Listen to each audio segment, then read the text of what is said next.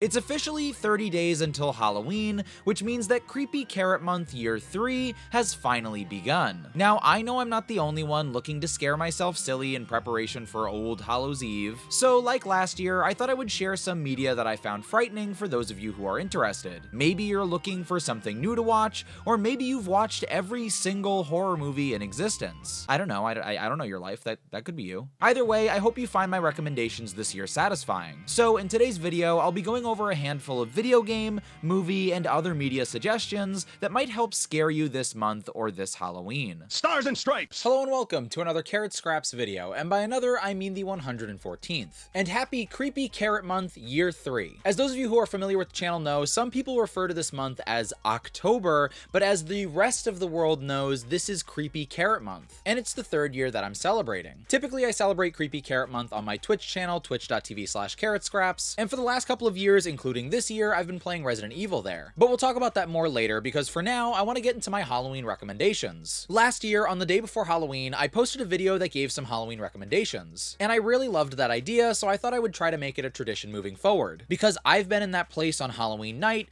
where I'm not sure what to do, or what to listen to, what to play, what to watch, and I like the idea of having a video that essentially gives you a guide if you don't know exactly what to do on Halloween. But unlike last year, instead of posting my Halloween recommendations at the end of the month, I thought it would be a better idea to post it on the 1st. So that way you had time to check out my recommendations throughout the month if you were interested. So let's get into my Halloween recommendations for this year.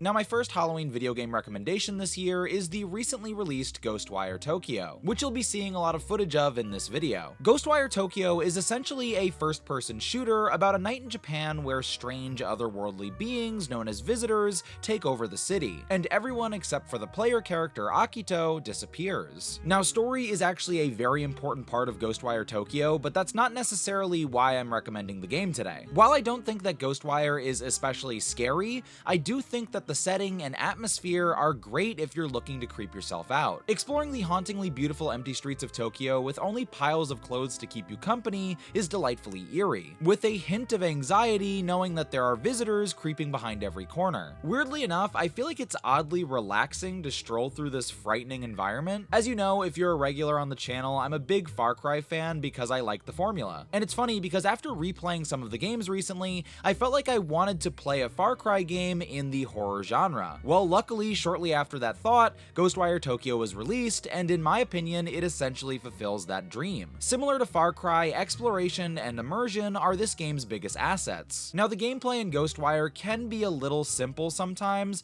but that's a subject for another day if I choose to do a full review on the game. For now, though, as a Halloween recommendation, I think it's a great way to creep yourself out if you take it slow and stroll down the empty streets of Ghostwire Tokyo.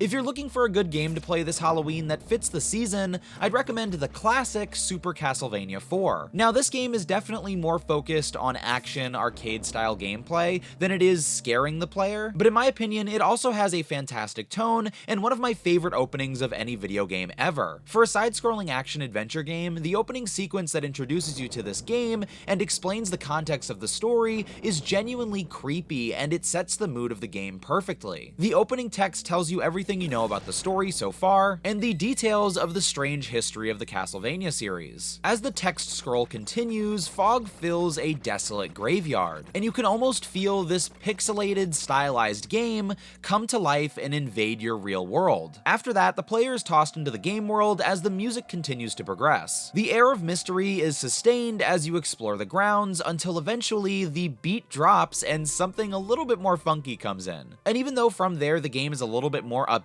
I can't get over how incredible this opening sequence is, and how incredible the rest of the atmosphere of the game is. Now, I know that this opening isn't for everyone, but to me, I think it's genuinely creepy, especially if you play this in total darkness. Every time I return to this game, I shut off all the lights with just the glow of the TV to keep me company, and watching this opening in absolute darkness gets me into the atmosphere of the game, and it's an atmosphere that honestly feels pretty unique to this installment. Plus, putting atmosphere aside, the game is just very fun to play, filled with with skeletons, vampires, and all other sorts of Halloween creatures for you to battle. So if that's the kind of game you're looking for, check it out. So those are just a couple video game recommendations that I think are pretty scary. Moving on Shut up! Be quiet! I'm sorry, it's a ghost. We have a ghost problem in my new house.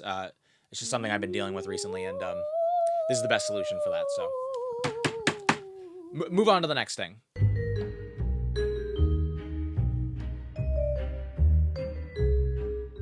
Now, my wife is actually the person who gave this recommendation to someone else that we know, and at first I didn't agree with their assessment that this would be a good Halloween anime, but after some time I actually saw where they were coming from. Soul Eater is a 2008 shonen anime, and by shonen I essentially mean it is an animated action series. And this particular show is about Grim Reapers going to a school to learn how to do their job and wield weapons that have their own souls. And beyond their traditional education, they run into a number of threats and adventures. More importantly than that is how this fits into my Halloween recommendations. Because while Soul Eater can be creepy and maybe frightening occasionally, I think the real reason it becomes a Halloween recommendation is because of its aesthetic. Because honestly, when you look at the show, it feels as if somebody decorated it. Soul Eater is filled with witches, zombies, jack-o'-lanterns, werewolves, and all other kinds of Halloween classics and cliches. It's like the show wanted to go through all the iconography of Halloween and put its own special twist on it. So from that perspective, I think it's a great backdrop for the holidays if you're looking for an anime to watch that fits the season. Although I do want to be clear that I am recommending the anime and not the manga.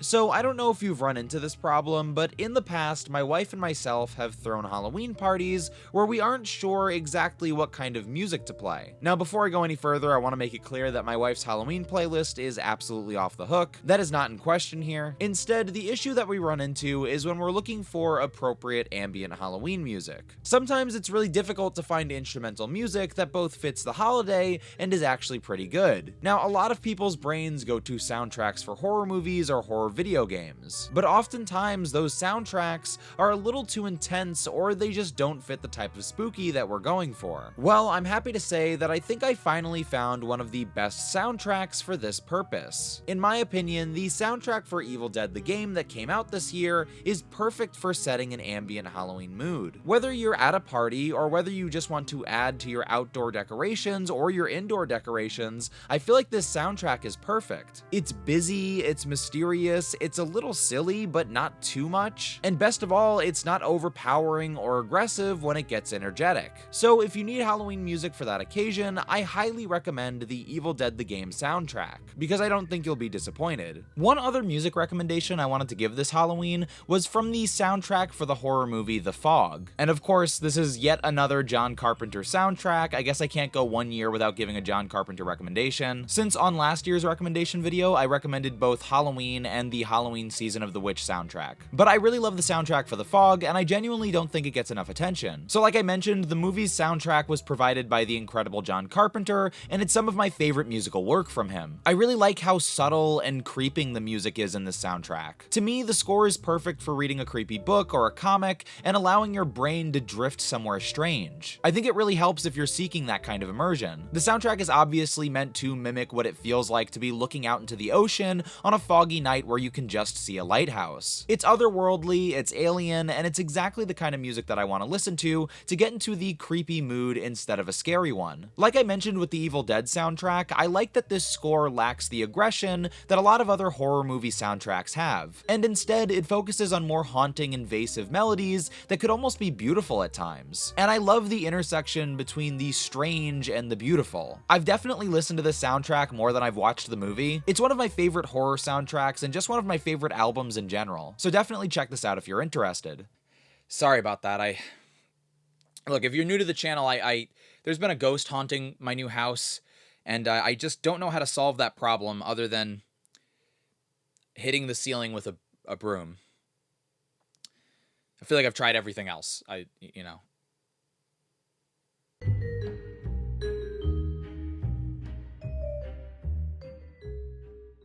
Now, I wouldn't feel comfortable giving a recommendation list on this channel without giving a comic book recommendation. In my opinion, Marvel horror is a rich yet unappreciated slice of the Marvel Comics universe. Though other media has lightly explored the realm of Marvel horror, such as Blade, Morbius, and even the upcoming Midnight Suns game, I still think that this part of Marvel isn't appreciated as much as it should be. Luckily, this month, the MCU is getting a visit from Marvel horror in the form of the Werewolf by Night special. So I thought it would be a great idea to recommend one of my favorite Marvel horror characters. Man-Thing isn't just one of my favorite Marvel characters, he's also one of my favorite monsters in all of media. Formerly a human who transformed into a grotesque swamp creature, Man-Thing lurks from place to place, terrifying anyone who crosses his path. But beware, for those who fear the Man-Thing will be burned by his touch. Man-Thing is a strange and bizarre character, but that's what makes them so interesting and so unique. Now, with all of that being said, we did get a Man-Thing comic back in 2017, written by a fairly notable author, an author that I'm willing to bet many of you are familiar with, R.L. Stine. R.L. Stine is of course beloved for many of his junior horror stories, but most notably the Goosebumps series. And yes, he contributed to Man-Thing mythology and the world of Marvel Comics. Now, while I do think that this is a good book because it is a contemporary Man-Thing comic, and while I do love R.L. Stine, I will say that his Man-Thing comic isn't a strong horror recommendation from me. The book is interesting and it's definitely weird in a fun way, but in my opinion, it focuses a little too much on tongue-in-cheek comedy. But like I said, it's definitely an interesting read, and more importantly, it's a contemporary read for those of you who have difficulty reading older comics. But even though that's one of the few Man-Thing comics that we've gotten in recent years, it's never too late to return to the classics, because going back into Man-Thing history is the best way to find his highest quality stories. And that is where my true recommendation for this character is today. If you're looking for a great horror Marvel comic read, look no further than Man-Thing by Steve Gerber, The Complete Collection Volume 1. Not only does this book chronologically introduce you to the character,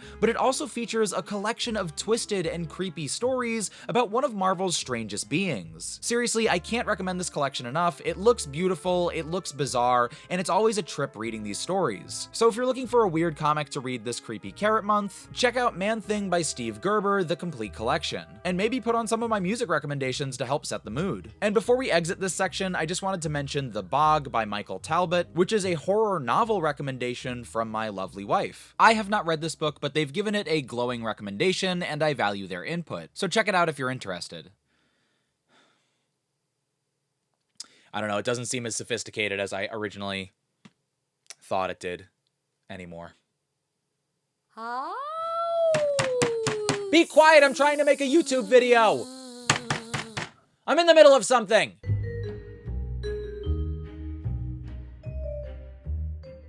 Alright, let's get into the real meat and the bones, the real meat and potatoes, the real Halloween and Captain Knuckles. To wrap up my recommendations, I wanted to give some movie suggestions. But I gotta admit, my suggestions this year range from really creepy to kind of cerebral and confusing. I've been talking about a lot of my other favorite horror movies like Hellraiser and Halloween recently. Last month I made tier lists for those franchises, and if you're looking for more traditional, fun, or retro horror, I would suggest you check out some of those movies. But in today's video, I have a couple of other horror movies that I wanted to suggest that go a little bit further than just trying to scare their audience. For better or worse, some of my recommendations today are exploring ideas, and they're movies that have stayed with me after watching. But don't worry, I still have another movie that's just regular creepy. Anyway, let's get into my first movie recommendation. Come True is a science fiction horror movie that I watched recently and was initially super disappointed by. You see, I actually really enjoyed this movie the first time I watched it until the last 30 minutes or so. And after that, I wasn't super into where the movie was going. However, the qualities of the film that I did like stayed in my mind for the next couple of days after watching. I continued thinking about the film and what ideas the story was trying to express. And because of that, I had a strong desire to return to the movie. And since doing so, I've had a much more positive opinion on the film overall, even though I still have criticisms of the last half. Come True is the story of a high school student who signs up for a sleep experiment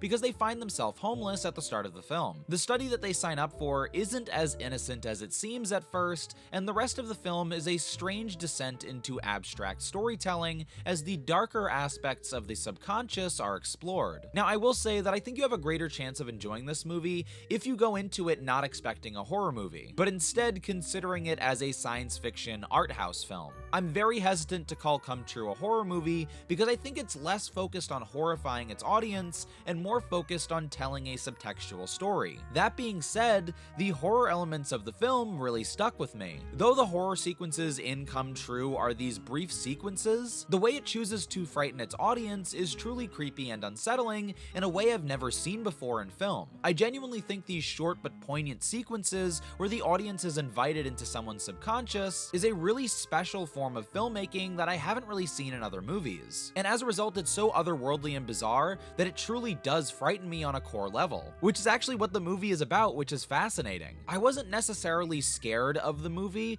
but it's the kind of film that I'm afraid to think about before I go to bed because I'm worried about what I'll dream about. As I'm sure you can tell, the movie is a little hard to explain, but I really do recommend it, especially if you know a little bit of what it's about before going into it. I'm not sure why I'm hesitant to call it a horror movie, even though I think it genuinely creeps me out, but I think it's just because it's going for something so unique that it's hard for me to pin down exactly. Like I mentioned, I still have some big problems with Come True, especially in the last half, but overall, I think this movie is definitely worth a watch. For film fans and horror fans, and one of the biggest reasons, aside from the cinematography and the amazing performances, is the unique way that it chooses to scare its audience, by going beyond what movies traditionally do and being truly unique and unsettling. The second film I wanted to recommend that actually reminds me a lot of Come True and my feelings about it is the 2020 film The Empty Man. The Empty Man follows the story of a retired police officer who attempts to solve the mystery of missing students in his area. As the film continues, he discovers these students might have been involved with some strange philosophies, communities, and even a potential otherworldly entity known as the Empty Man. And for a lot of the film, you're left wondering, are these just stories, or is there more to the Empty Man than we think? Now, very similar to Come True, this film has a third act reveal that definitely left me a little confused and somewhat unsatisfied. But also similar to Come True, the more time I gave myself to digest the information, and the more I thought about the events of the film, the more I understood what the movie was going for. Again, similar to Come True, I still have problems with the final act of the movie. But more importantly, even if I dislike the third act or the reveal, I think the other parts of the movie are so good that they make up for any shortcomings at the end. I think The Empty Man is trying to explore some big ideas and has a confusing but interesting subtext it wants to explore. Now, unlike Come True, I have no problem calling The Empty Man a horror movie. Going back to Come True for a second, I'm not sure why I'm so hesitant to call it a horror movie, but I hope The Empty Man makes it clear that I'm not saying horror movies can't explore deeper concepts. I'm just not as convinced that Come True is a horror movie over a science fiction film with really terrifying elements. Anyway, something really cool about The Empty Man is that I feel it features a number of different styles of horror. As you watch the movie, I think you might find very different locations, motivations, and scares that you weren't expecting to see. And in that way, I feel as if the movie is always interesting. Again, like Come True, the cinematography is fantastic in this movie. I think even if you're not interested in the story they're trying to tell, The Empty Man is still a fascinating film to just look at. So in the end, I really loved The Empty Man. I find it so interesting that I watched this movie so close to Come True, and I felt that they were so similar. It's also interesting to me that they were both released in the same year. Even if I'm not a big fan of the reveal at the end, I still enjoy watching a movie that encourages me to ask questions and to have a conversation with its ideas. Having a horror movie that challenges you to think is super fun, especially after watching 12 Halloween sequels in a row. In addition, beyond the intellectual elements of The Empty Man, I really loved how many different styles and genres of horror that it lightly touches on. So if any of that sounds interesting to you, make sure to check out The Empty Man. I know what you're thinking, and it's like, just leave the ghost alone, right? Like, who cares? It's just a ghost. But it's like, I can't get anything done. You know, whenever I'm recording something, whenever I'm trying to sleep, it's just, this ghost won't shut up. And everybody's always like, oh, ghosts are scary. Beware. Like, I'm not afraid of the ghost. I'm annoyed by this ghost. I want to get things done. I want to rest. I want to eat. I get eat anxiety, okay? I'm still eating. It's just, when I know that somebody's around, I get eat anxiety. Let me in your house. Anyway, on to my final Halloween movie recommendation. Now for a less intellectually challenging film, but still an equally satisfying one, I recommend the 2012 film Sinister. Now Sinister is actually a movie that I've loved for years now, but after rewatching it this year, I found myself more confident in that opinion than ever. Interestingly, I feel the movie shares some similarities with Come True, in the fact that the things that I find truly scary and unsettling about the movie are brief and poignant. It's more so these brief sequences of Sinister rather than the entire package that scares me. But these brief sequences of Sinister are scarier than most feature horror films. Sinister is the story of a writer who makes books about real true crime stories. As a result, the protagonist finds themselves moving into the house where a family murder took place and discovering a box full of videos in the attic. The film reels contained in the box depict various horrifying events that drag this character into an unfortunate and grisly mystery. And what is truly scary about this movie are these videos. Throughout Sinister, the main character will watch these horrifying tapes, and there's something simple and real that make these tapes disturbing. I think it's some combination of the way that these sequences are filmed, the way the character watches these videos, and the music choice from the filmmakers. It feels like as a viewer when you're watching these scenes, you get the feeling that you're intruding on some disturbing private secret. Like you're actually watching a tape that you shouldn't be.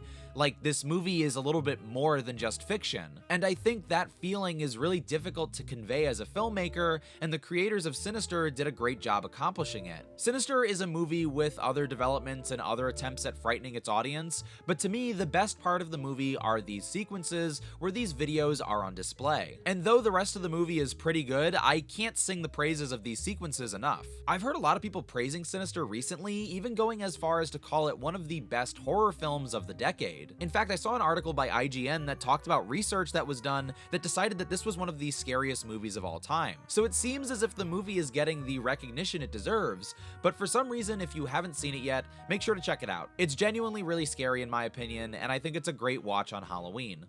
I don't know. What are you supposed to do with ghosts? I tried talking to them. I tried the broom thing. What more do they want from me? I feel like I've exhausted every option. Maybe I'm fighting this a little bit too much. Maybe, it's Creepy Carrot Month. Maybe I should accept the ghost instead of trying to scare them away.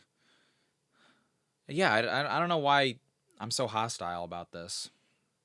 Maybe this is the time to welcome that ghost with open arms. Ghost, I'm sorry about the broom stuff, but I would really appreciate it if you had a dialogue with me.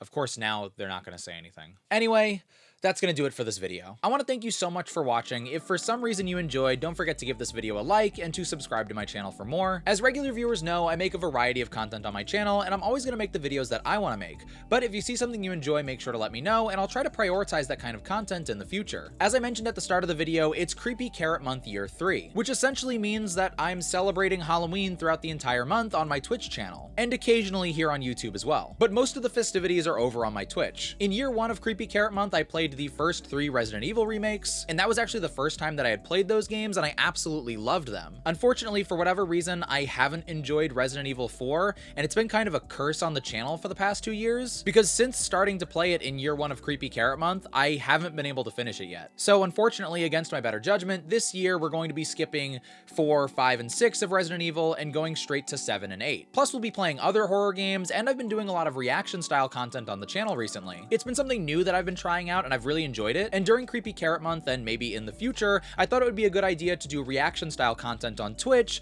to ghost videos and ghost stories. We've been trying it out the last couple of days, and it's been going really well so far. So if any of that sounds interesting to you at all, make sure to check out my Twitch channel, twitch.tv/carrotscraps, to celebrate Creepy Carrot Month Year 3. And all my other social media, Twitter, TikTok, and Instagram are at carrotscraps as well. So I want to thank you again so much for watching, and I'll see you soon.